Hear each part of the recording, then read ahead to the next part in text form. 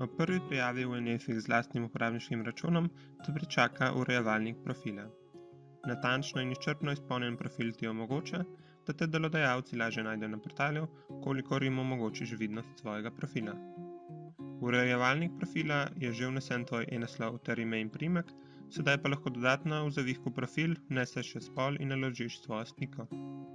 V tem zavihku imaš tudi možnost vkljukati 3 polja. Prvo je obvezno za vnos osebnih podatkov v NFX, drugo in tretje pa sta izbirna. Prvo je soglasje za zbiranje in obdelavo osebnih podatkov za namene vpogleda za delodajalce, interne statistične obdelave, zagotavljanje storitev portala ter potrditev seznanitve z lastnimi pravicami v zvezi s posredovanimi osebnimi podatki in splošnimi pogoji delovanja in poslovanja portala nfx.si. Drugo je omogočanje ogleda tvojega profila delodajalcem, tretje pa naročilo na NFI obvestilnik, ki zainteresirane uporabnike po elektronski pošti 2-krat mesečno obvešča o aktualnih dejavnostih zavoda NFX in dogajanju na trgu dela. Na aktivnosti zavoda NFX se je v obvestilniku mogoče tudi prijaviti. Ko obkljukaš enega, 2 ali 3 polja, klikneš na polje Shrani in nadaljuj. Nato se prikaže naslednji zavihek za urejanje profila. Zavihki so pri urejanju profila sicer dostopni v zgornjem delu strani.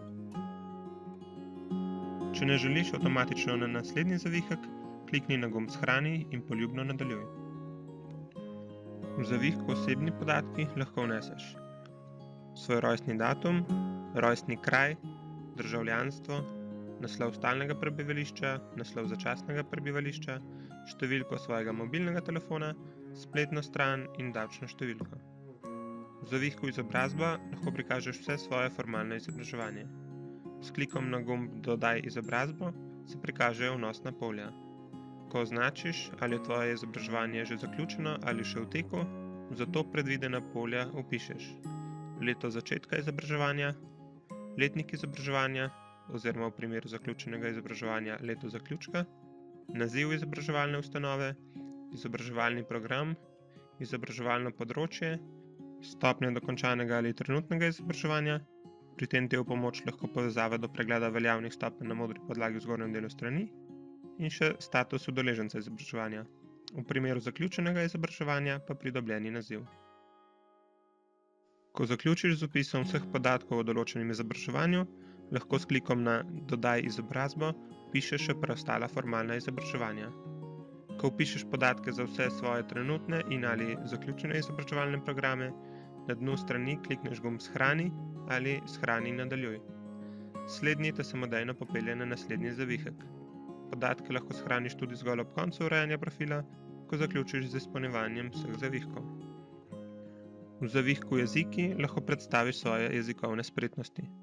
To storiš tako, da klikneš na gumb Dodaj jezik, nato pa vneseš stopnje slušnega razumevanja, bralnega razumevanja, govornega sporazumevanja, govornega sporočanja in branja. Stopnje jezikovnih spretnosti lahko ugotoviš samo ocenjevanjem s sledenjem povezavi na svetlo-modri podlagi. Dodaš lahko poljubno število jezikov.